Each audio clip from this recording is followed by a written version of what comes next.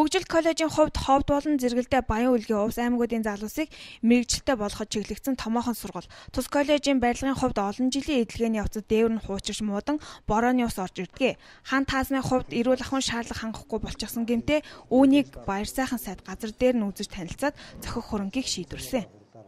Оюутнууд маань аюулгүй эрүүл орчинд ажиллаж амьдарч сурах хэрэгтэй. Тэгэхээр оюутны дотор байрны дээврийн засвар гэх мэт засварын хөрөнгө мөнгөний асуудлыг их усрын бид бас шийдэж өглөө. За үүгээр бас их ач холбогдолтой зүйл явж байна.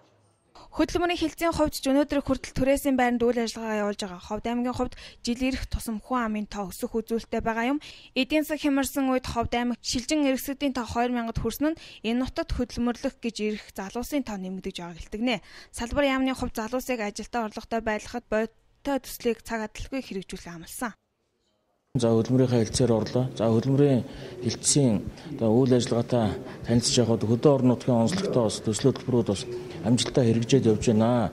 За хамгийн гол асуудал юу гэвэл бидний хувьд цаг хугацаанд энэ төсөл хөтөлбөрүүд зарлагдаад сонгон шалгуултны явагдаад иргэдэд энэ яамнаас гаргаж байгаа санхүүгийн их усүр цаг хугацаантай очих ёстой. За зарим төсөл хөтөлбөрүүд бас жоохон саатж байгаа юм асуудал байна. Хөдөлмөрийн сайдыг тус аймагт ажиллаж байхад мэргэжил сургалт үйлдвэрлэлийн төвүүдэд мэргэжил эзэмшиж байгаа залуусын дунд уламжлал болгон зохиогддог тэмцээнд амжилттай зохион байгуулагдсан. Тус тэмцээнд 18 аймгийн мэргэжил сургалт үйлдвэрлэлийн төвийн багш нар оюутнуудаа оролцсон. Тэмцээний ялагчид олон улсын чанартай тэмцээнд орох эрхийн бичгээр шагнагджээ.